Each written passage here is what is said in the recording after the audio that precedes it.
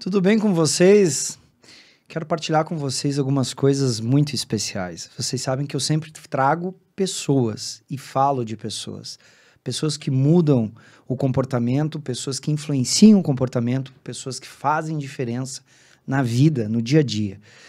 E nós estamos numa transição terrena onde as coisas estão mudando rapidamente. E é importante você conhecer um pouco mais das pessoas que fazem diferença. E hoje eu quero trazer uma pessoa que vale a pena você conhecer e saber a história dele. Fica comigo que você vai saber quem é.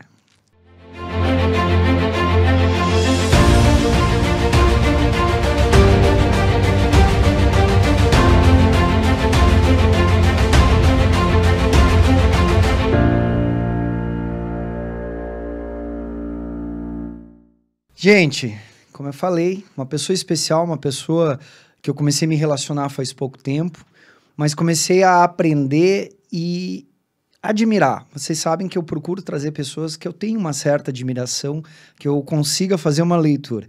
Então é um prazer trazer para vocês aqui Santinho. Cara, obrigado por você ter vindo, né? O Santinho hoje, né, é secretário da Segurança do Estado, não, secretário da Justiça do Estado, e até cabe já a pergunta, porque as pessoas às vezes não entendem isso, né? A Secretaria de Segurança é uma coisa, a Secretaria de Justiça é outra. Isso. Explica para nós aí um pouquinho da Secretaria de Justiça do Estado. Primeiro, bom estar aqui com você, Wagner.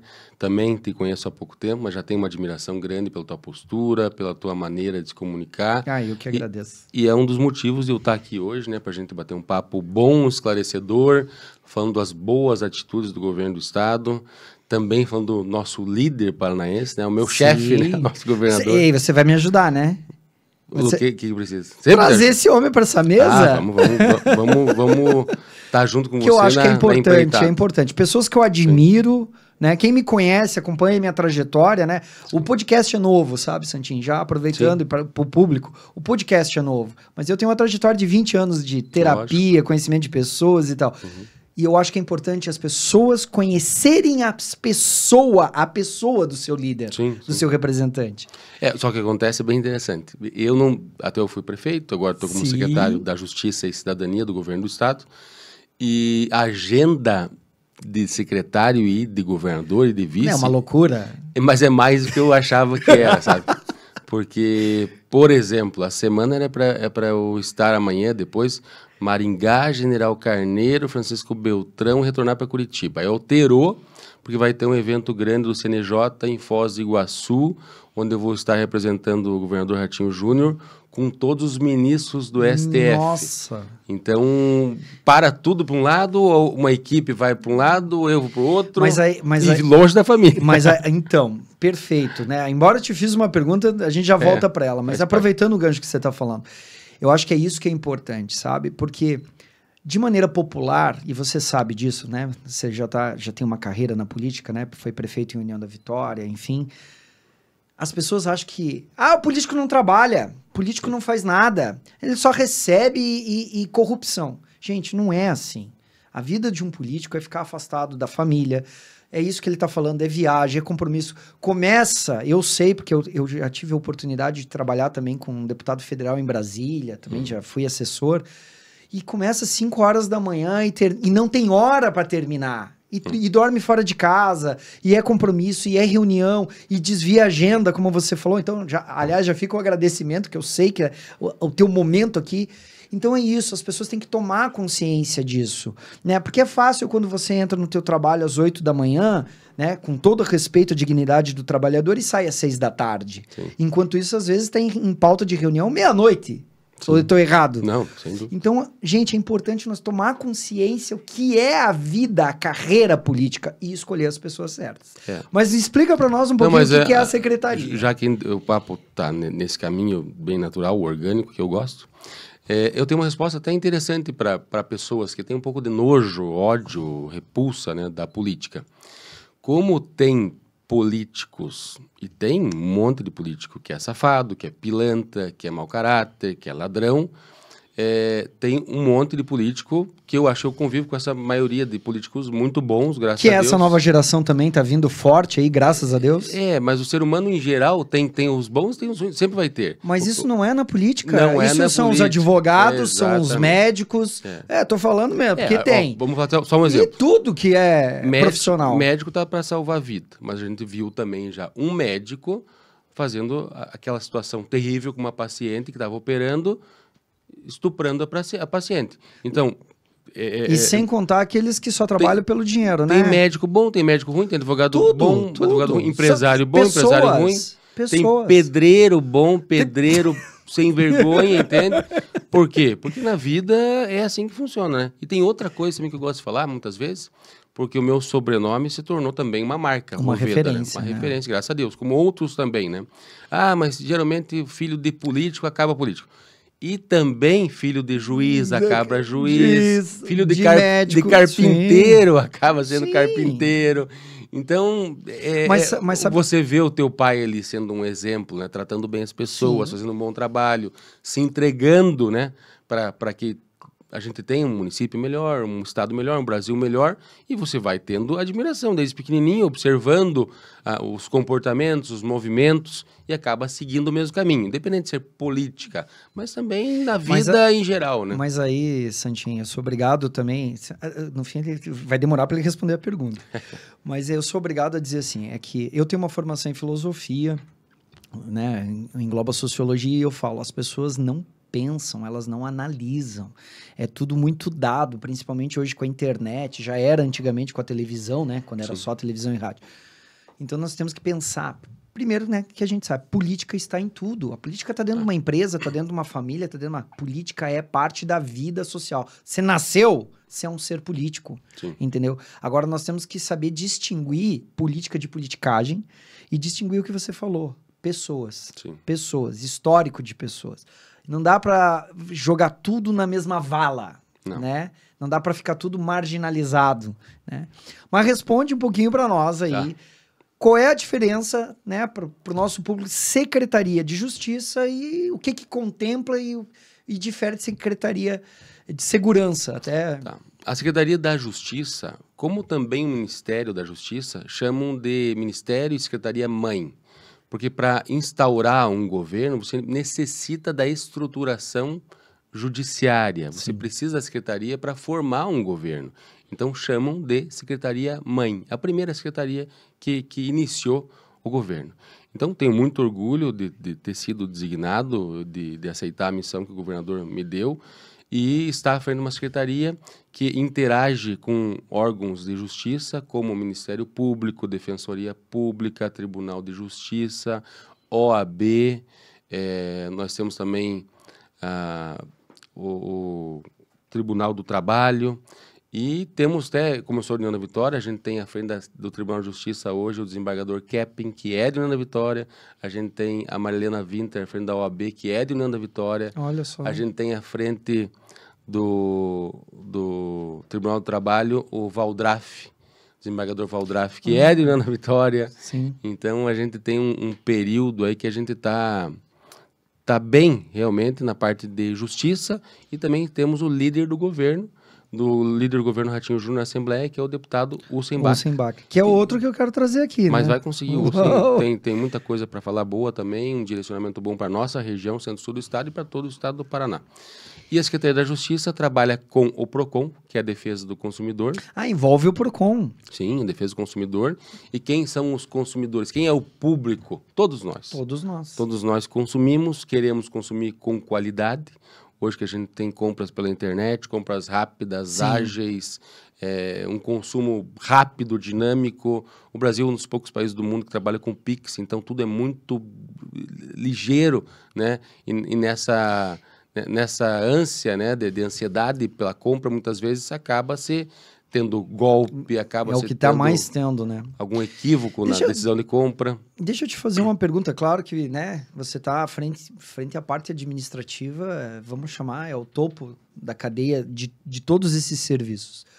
Mas eu perguntaria para você, até porque assim, há muitos anos atrás, muitos anos, inclusive você deve conhecer o atual vereador Rodrigo Reis. Conheço, meu amigão. Então, Rodrigo Reis, eu tive a oportunidade, eu trabalhei com ele quando ele tinha um programa de TV aqui, se chamava Olho por Olho. Era um programa de... Ele costuma falar que ele é o maior vereador, É né? isso, fica um abraço aí pro grande Rodrigo. Vereador. Exato. E ele tinha um programa, na verdade, na época estava muito em voga isso de direito do consumidor, então eu participei muito ali. Foi quando começou muito falar-se do direito do consumidor e o uso do PROCON. A minha questão, não sei até que ponto você consegue responder, mas assim, eu vejo que as pessoas têm preguiça de fazer a denúncia. Ah, isso não vai dar em nada. Ah, não, isso aí...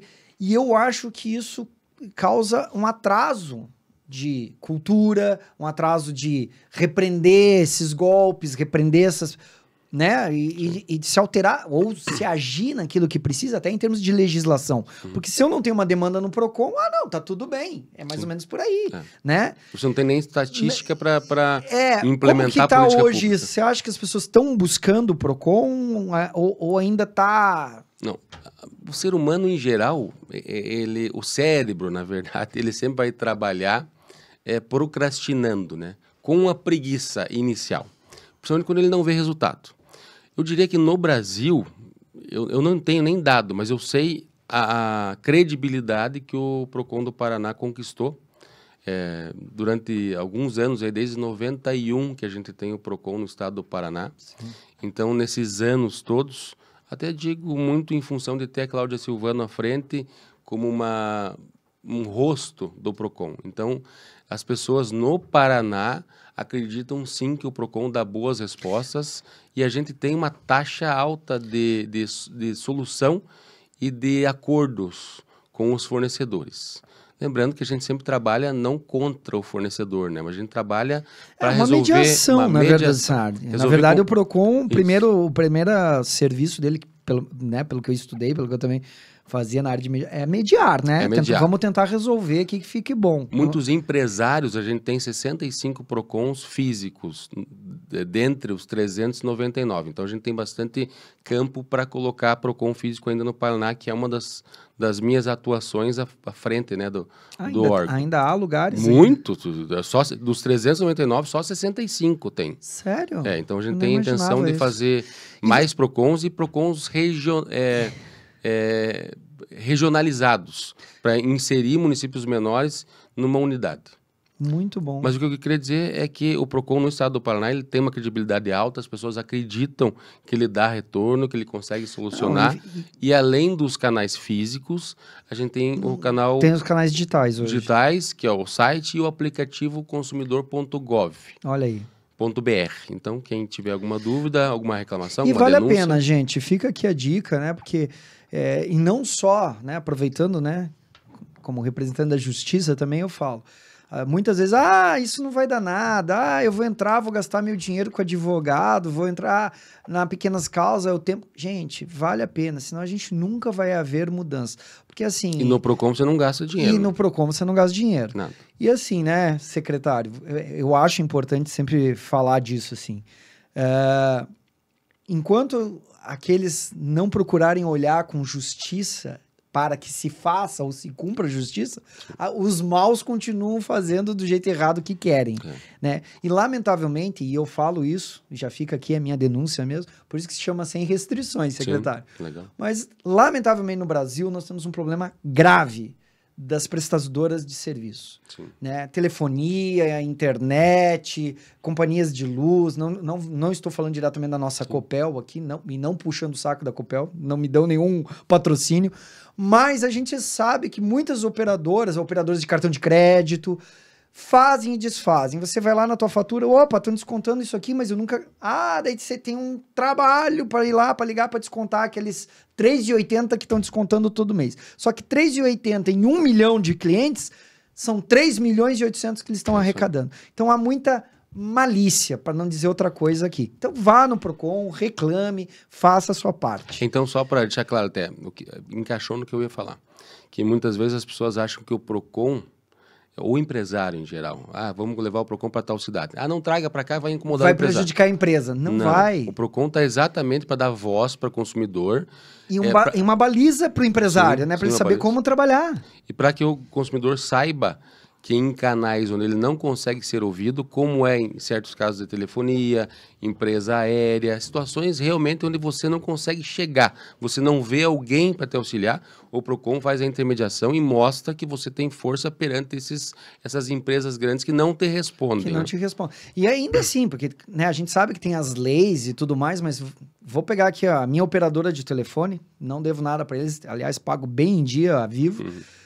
E teve situações que é o seguinte, para te chegar na ouvidoria, eu tive que ir numa loja física, aí desta loja ela abre um chamado para me dar um código para eu ligar na ouvidoria, ou seja, cumpre-se a lei, mas cria todo um embaraço que chega um ponto de e aquilo passa mais um mês que tu paga a fatura, mas é assim que funciona. Para isso tem o PROCON, para ajudar, para você ir lá conversar com eles, mas muito bom. Ou, por exemplo, até vou dar um exemplo simples, né? Você tem uma viagem marcada, aí ficou doente ou teve um caso grave que você tem comprovação e precisa cancelar. Para conversar com a companhia, você liga, pode demorar para te atender, ou quando te atende, depois de um tempo razoavelmente Não, mas se conseguir ligar e atender, porque hoje o que eles fazem? Botam tudo na internet, né, secretário? Aí você fica lá, tecla 1, tecla 2, tecla 3, caiu a ligação, liga de novo. Isso que é lamentável. Então, nesses casos, o PROCON está para ampliar, né, para amplificar realmente o teu poder de consumidor, para que você não passe necessidade nessas situações, em certos casos dando a punição indicada para empresas que não cumprem a legislação da defesa do consumidor. Muito bom, muito bom. E essas outras, e até, né, você começou ali falando, você explicando essas outras áreas, né, que contemplam aí a Secretaria da Justiça, mas eu queria entender assim, qual é a atuação, ou qual é o caminho?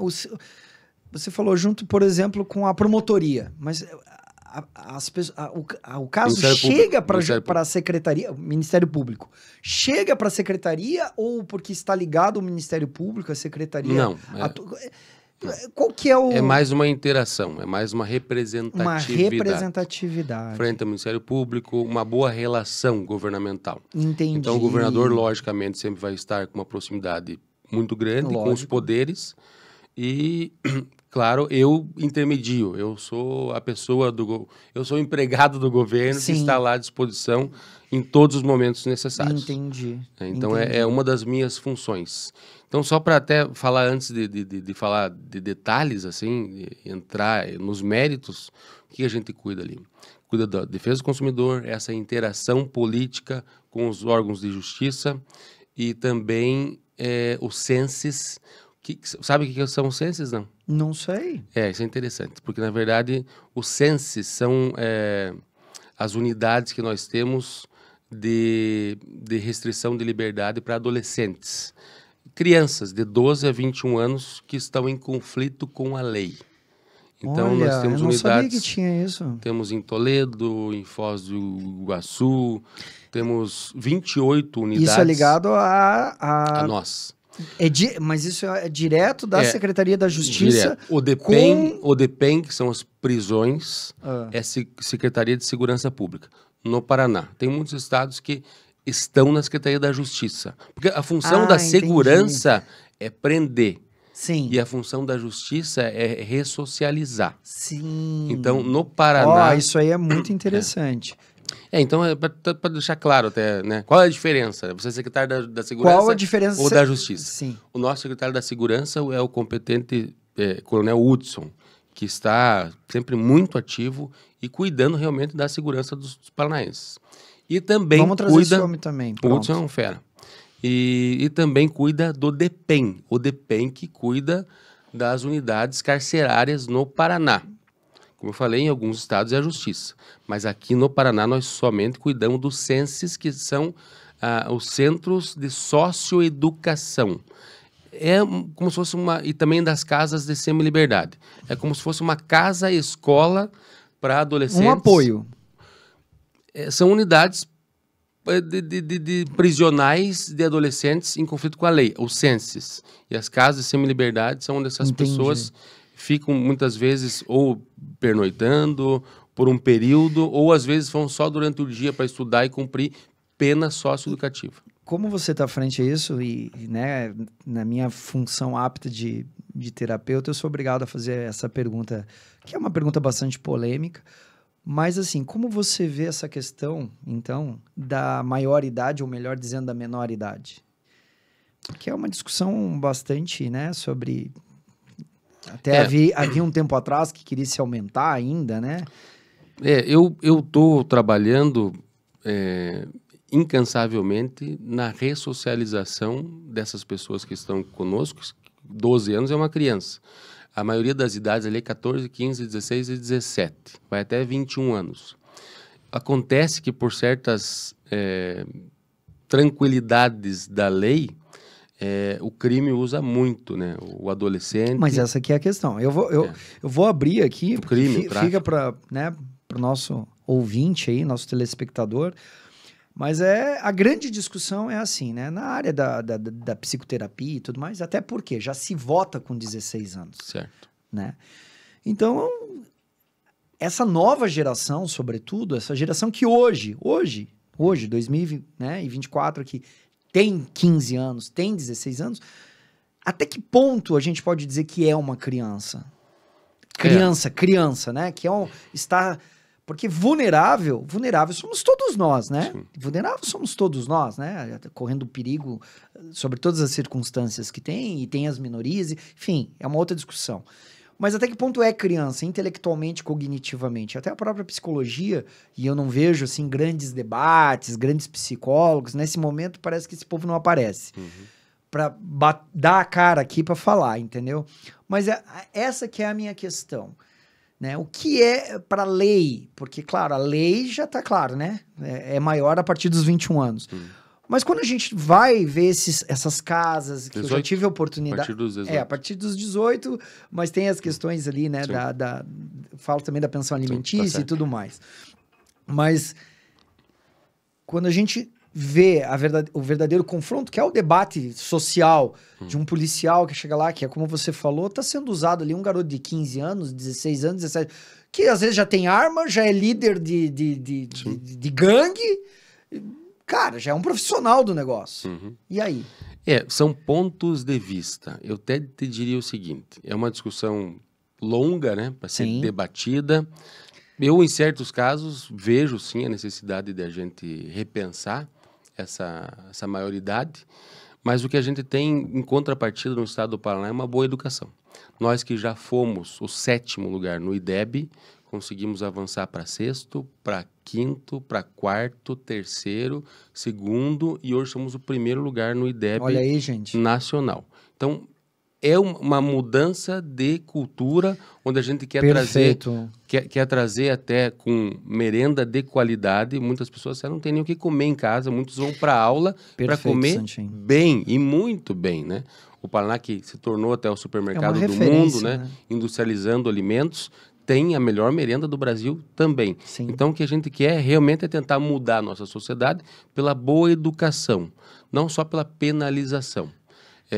Mas os nossos centros socioeducativos estão ali para que a gente possa realmente pegar esse tropeço de pessoas que estão iniciando a vida. Se não for de todos, a nossa equipe está focada para que a gente tente salvar o máximo possível, né? Não, eu particularmente, assim, eu sou um terapeuta. Eu acredito que todo ser humano é resgatável de alguma forma, né? E como espiritualista, se não resgata aqui, resgata na próxima. Mas, enfim, eu acredito nisso. Obviamente que eu acredito nisso. Agora, a minha questão que eu trago sempre é o como você trata. Sim. Porque se você tratar um adulto como criança, não vai funcionar. Então, eu vejo muitos projetos bonitos e acredito que, claro, o estado do Paraná, como você está mostrando a liderança, né, a gente... É perceptível o trabalho do Estado, frente ao nosso governador Ratinho, né? É perceptível isso. E tá aí os números se mostrando. Mas tem a ver com uma cultura que Paraná é uma coisa, Santa Catarina é outra, Minas Gerais, e a gente sabe que existe essa questão também, que é a base cultural de uma cidade, Sim. de um bairro, de uma cidade, de um estado, e assim vai para uma nação. Até pra Mas falar... a tratativa, às Certo. vezes, do projeto, que eu digo que às vezes não anda. Porque aí nós pegamos lá, como eu falei, esse menino é inteligente, ou menina, enfim, inteligente, já tem uma cabeça madura, sofrida, né? Que eu não tô discutindo aqui, entrou no crime por... tem circunstâncias. Porque eu sempre falo, a gente não deve julgar, porque você diz, mas ele rouba porque ele quer. Não, ele rouba porque ele não sabe fazer uma outra escolha. Você tem que agradecer a Deus porque você teve uma base que não te deixou entrar no erro. Sim. Isso é saber escolher. O outro se perdeu e entrou no erro, porque achou que ele era mais fácil. Entendeu? Mas como é que eu trato? Porque se eu trato ele, coitadinho, você não tá dando dignidade para aquela pseudo-criança, na minha visão. E se você, não, vem cá, você é inteligente, você tem isso, cara, só que em vez de fazer A, vamos pro B, que é bem melhor, ou, né, em vez de fazer B, vamos pro A. Então eu vejo, assim, às vezes, a tratativa do projeto, e isso para mim tem muito a ver com a postura do líder, enfim, né, que é isso que desencadeia a coisa funcionar, a coisa ir bem.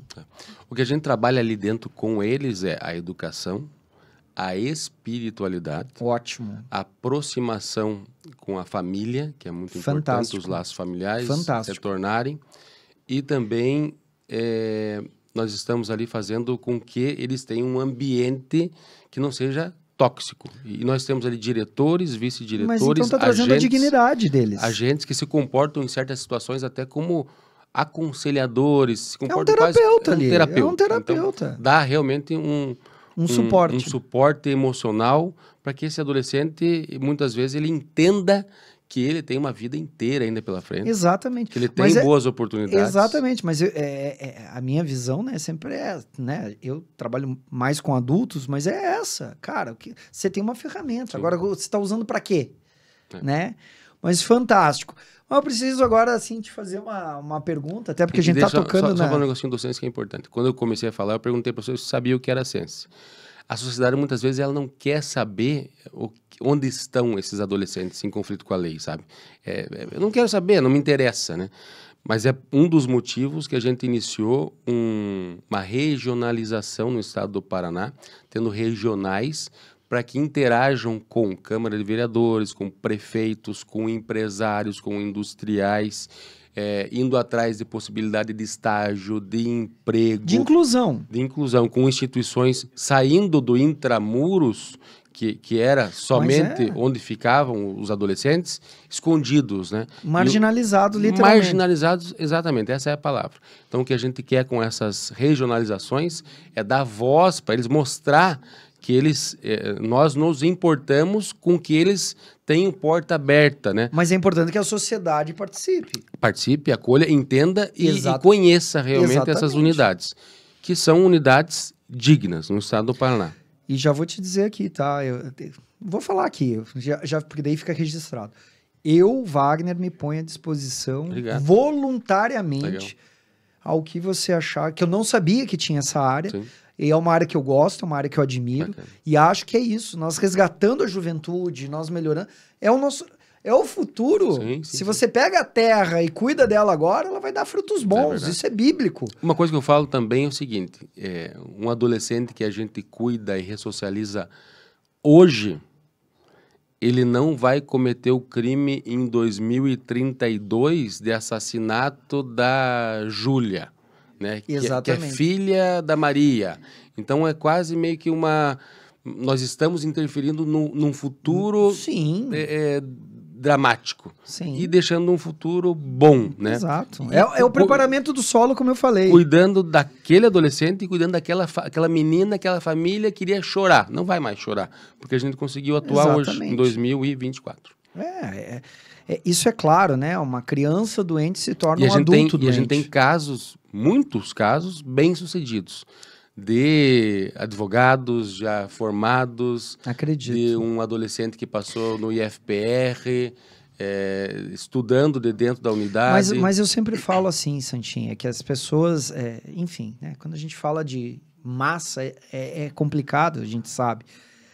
Mas se você trabalhar com 100 crianças e você recuperou uma, cara, você recuperou uma, e aquela uma vai multiplicar outras 100. Penso isso. Aquelas 99 pode ser que se percam, mas aquela uma vai trabalhar em 100 para frente. Você não pode se desmotivar. Não pode se desmotivar. O trabalho de terapia, o trabalho de governo, porque também tem isso que eu quero que você pense aí um pouco. Ele é um profissional, porque é um profissional como você que está à frente, ele se desmotiva quando ele vê que uma população não entende seu trabalho e não o apoia de verdade. Essa que é a realidade. Nós temos que rasgar, está na hora de nós rasgarmos os olhos e olharmos para a realidade, o que é política e o que é o ser, a pessoa político. Entendeu? E a intenção. Até já vou deslanchar aqui dentro. E o líder, né, também, né? Uma coisa que as pessoas às vezes não entendem. Eu, quando era prefeito e como líder secretário da Justiça e Cidadania, para os meus colaboradores, para as pessoas que estão trabalhando comigo, eu até gosto de falar o seguinte: uma parte do teu salário do serviço público, quem que é o chefe? Quem que são os nossos chefes? O governador é a pessoa que acreditou, né, e me deu a missão. Então, era isso até que eu ia te dizer. Foi um convite. Sim, foi um convite. Mas o chefe é o povo. O chefe é o povo, claro. Mas aí vem a confiança, né? Isso. Então, uma parte até do salário da enfermeira que trabalha numa UPA, num posto de saúde, num médico, de uma atendente num guichê público de cobrança. Uma parte do salário é para essa pessoa atender bem, para ter empatia, para olhar no olho, para sorrir, para ser respeitoso.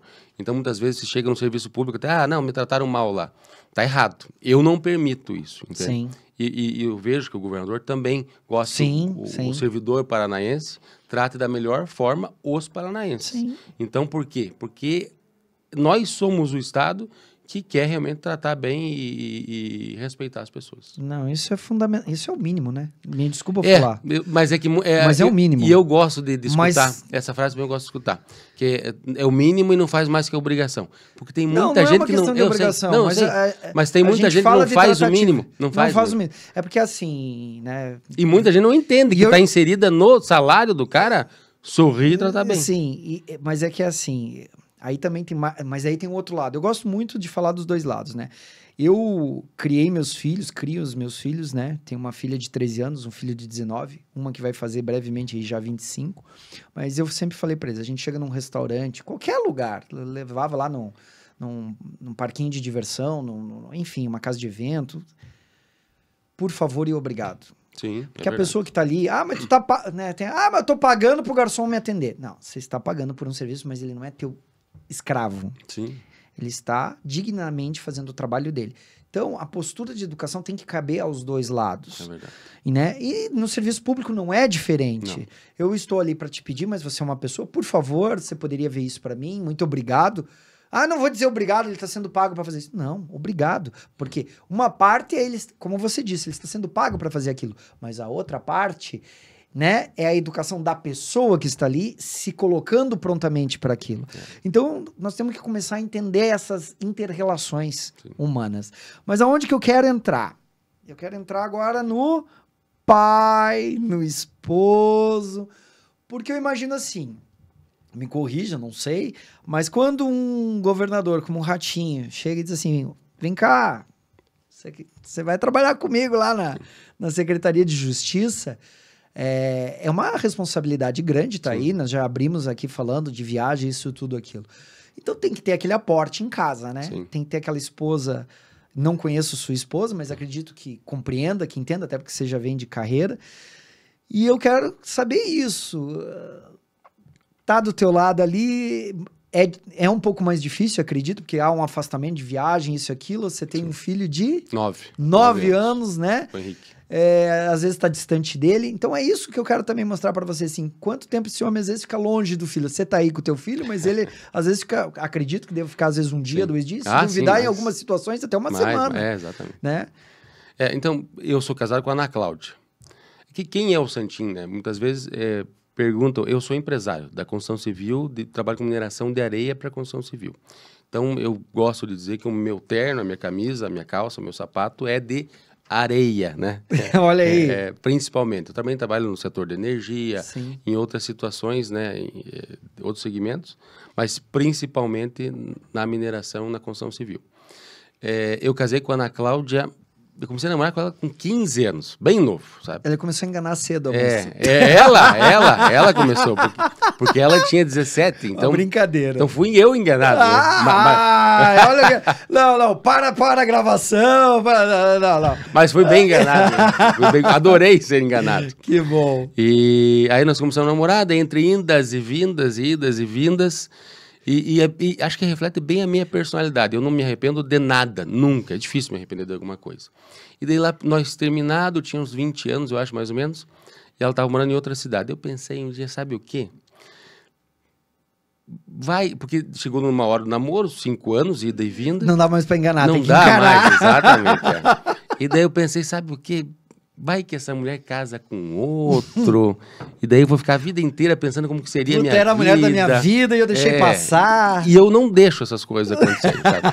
Comigo não acontece. E daí eu pensei, não, vou casar. Se der errado, eu tentei, né? Sim. Mas deu muito certo, casei com 21 anos. Deus, que Deus abençoe. Casei com 21 anos, a gente ficou 11, 12 anos casados, assim, só trabalhando e aproveitando. Mas então ela sempre acompanhou, então ela já... Sempre acompanhou. Uma das coisas até que eu trouxe o Santinho aqui e eu admiro, e é uma postura nada contra qualquer outro, mas assim, você é um empresário, você é um cara que não vive, que eu digo da assim, política. Sobrevive, você não depende do salário diretamente do político. Não, graças a Deus. Né? É importante. E eu acho, e querendo dizer, porque eu acho isso muito importante, eu acho importante que as pessoas tenham essa visão, né? Porque é diferente você ter um empresário que tem uma cabeça gestora, que tem uma experiência gestora de pessoas, de planejamento, de tudo mais, tem a sua renda.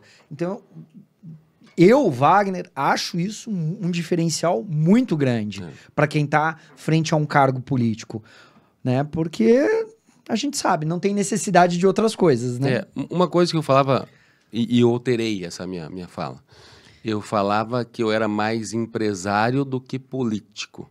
Hoje eu te afirmo que eu sou um político. Eu me considero um político. Até porque eu contestaria também. Não, porque eu sou empresário, lógico, mas eu me tornei um político com uma visão administrativa, executiva, utilizando a ferramenta política em prol de deixar legado e fazer o meu currículo ajudando os outros.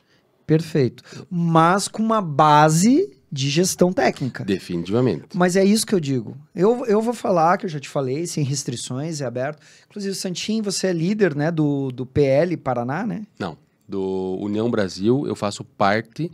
O nosso presidente é o Felipe Francischini, que eu estou sempre junto, acompanhando. Nós temos no partido também... Sim, o Francischini. O senador Sérgio Moro, mais 3 deputados federais junto com o Felipe Francischini, e temos os nossos deputados estaduais na Assembleia Legislativa junto, né, na base do governador Ratinho Júnior. Entendi.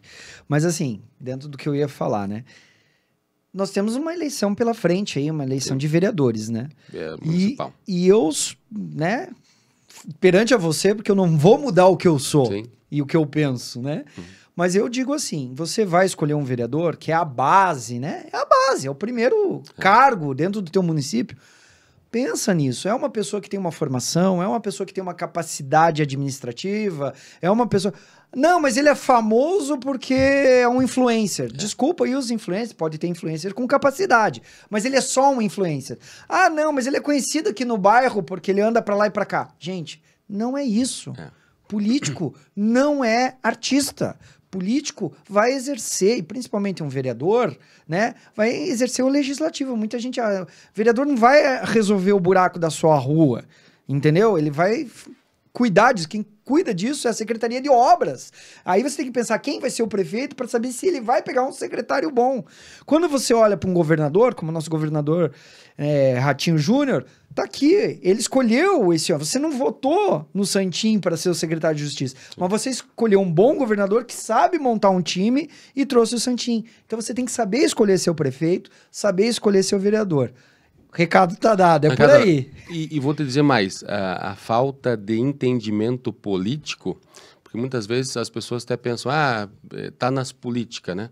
Mas não é bem assim. é importante saber o que um vereador faz. Eu diria, resumidamente, que o vereador, ele fiscaliza e ele legisla leis. Legisla Né? as leis, é essa a função. Faz leis e edita leis. Exatamente. E suprime leis, né?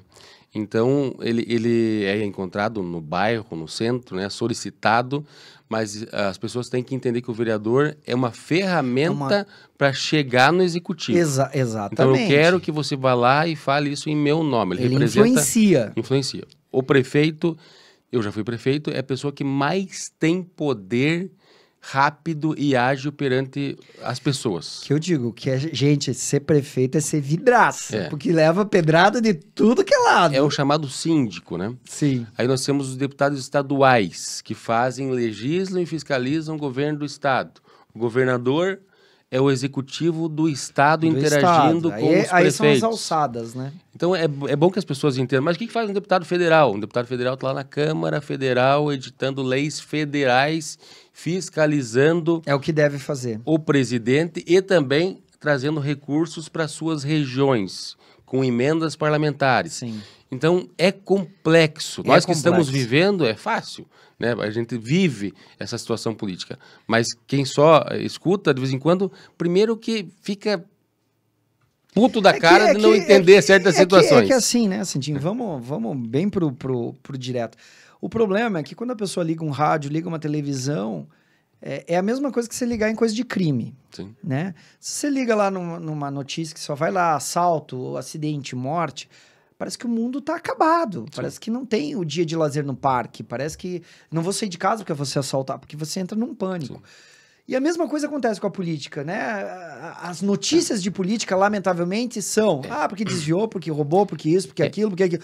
E a pessoa vai entrando naquilo ali e não vê o outro lado que você tá falando. E essa notícia vende muito melhor, a notícia negativa. Lógico. Eu gosto de dizer, e tá no meu livro até essa situação. Eu ia falar já falando agora. Mas é muito estimulado hoje nas empresas, nas startups, para os colaboradores, para os gestores errarem, porque com o erro você melhora, você consegue se tornar uma pessoa melhor se você entender o que é o teu erro. Se torna experiência. Na política,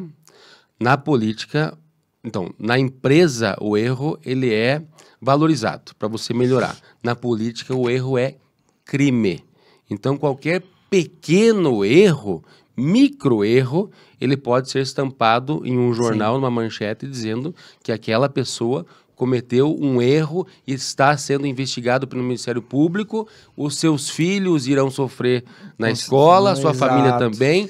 E a sua aí é o problema da mídia e a falta de consciência de você que escreve qualquer coisa. Mas isso é muito tempo já, eu analiso, sabe? Sempre aconteceu. Há muito tempo. Hoje em dia o que a gente tem até uma situação que alterou, é que quando não tem dolo, quando não tem realmente algum tipo de desvio ou roubo, a situação fica um pouco minimizada, ou ser mais justo. Sim. Mas mesmo assim, rede social hoje em dia também assassina o que destrói, aí é que tá.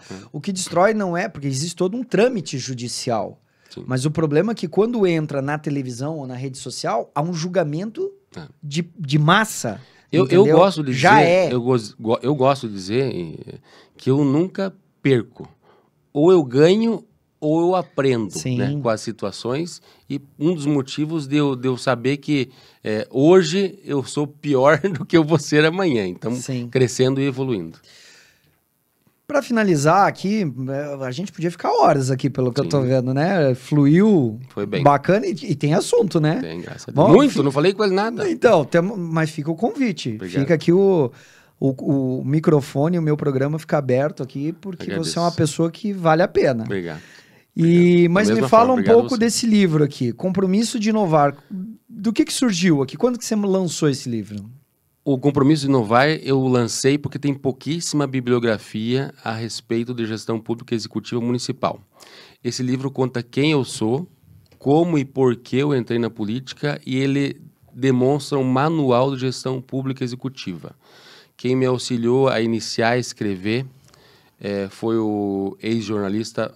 Ex-jornalista não, o jornalista, né, falecido, mas o Fábio Campana, que era muito meu amigo.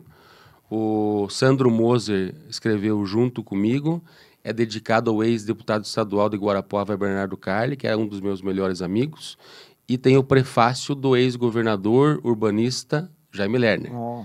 Então, é muito bacana, assim, eu fico feliz de Olha ter... aí, ó.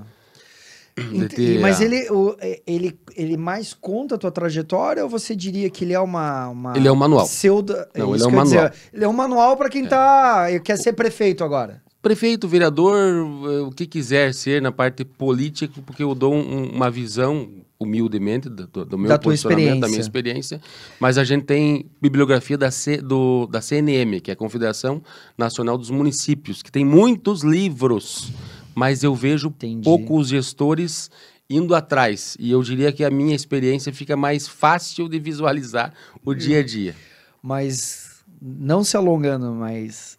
Eu, na minha experiência do que eu pude trabalhar com políticos, né, tive a oportunidade de trabalhar mais com deputado estadual, deputado federal, foi a minha experiência.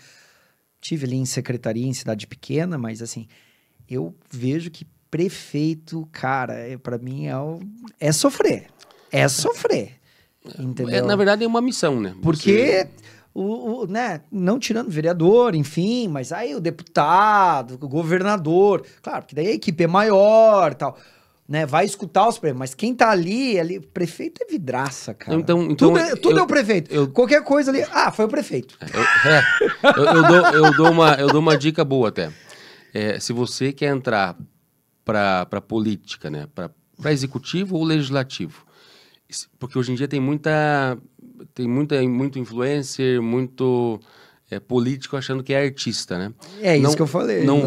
Tem alguns poucos, como tem jogador de futebol, alguns que se destacam, tem alguns políticos que são um pouco mais os famosinhos, né? Mas não vá esperando somente aplauso. Vá sabendo que é uma missão, que você vai passar por momentos bons, por momentos complicados, desafiadores, mas que você vai ter que estar focado principalmente em ajudar as pessoas. 24/7. Mas eu 24 horas, 7 dias por semana. Mas eu vou te dizer assim, o que eu vejo daqui da minha percepção, que a tua proteção, o que faz você ter essa luz que eu estou observando, é que você tem isso dentro de você de ajudar pessoas. Se você pensa em entrar, e não vou falar, se você pensa em entrar na política, na medicina, no direito, na engenharia, enfim, só porque você vai ganhar dinheiro, ou vai ganhar status, ou vai ter um uniforme bonito, ou vai ter um terno, ou vai... Gente, você está totalmente errado e você está fadado ao fracasso. Daqui para frente, vocês vão ver cada vez mais essas pessoas caindo. Isso eu tô te dizendo, escuta o que eu tô te falando. Nós vamos conversar muito. Agora, se você tá entrando com a alma para fazer diferença na vida de pessoas, na vida da tua família, essa é a missão. As pessoas muito me perguntam, minha missão. Cara, tua missão é viver e fazer tua parte. Na tua casa, na tua família, na tua cidade, como político, como médico, como advogado, como pedreiro, enfim, faça a tua parte com dignidade, você vai ter a bênção na tua vida. Meu amigo, posso chamar de amigo? Não, sempre. Prazer enorme ter você aqui. Obrigado. Como eu falei, fica aberto quando você quiser trazer alguma questão. Agradeço. Tá? Eu que agradeço o teu tempo, a tua disponibilidade e que você tenha sempre sucesso aí na tua empreitada, porque a gente sabe como que é estar nesse meio. Então, desde já, só meu muito obrigado. Obrigado a você, Wagner. Agradeço o convite e conte comigo para o que precisar. Nossa, e digo mesmo. E para você que nos acompanhou até aqui, se você gostou do nosso bate-papo, se você tem alguma pergunta aqui para o nosso secretário, escreve aí se estiver no YouTube, entra na nossa rede social, também está aí no Instagram. E venha participar comigo, que eu quero trazer mais pessoas que fazem diferença na vida das pessoas. Meu nome é Wagner Stilistin, você está no Sem Restrições e eu te espero até a próxima.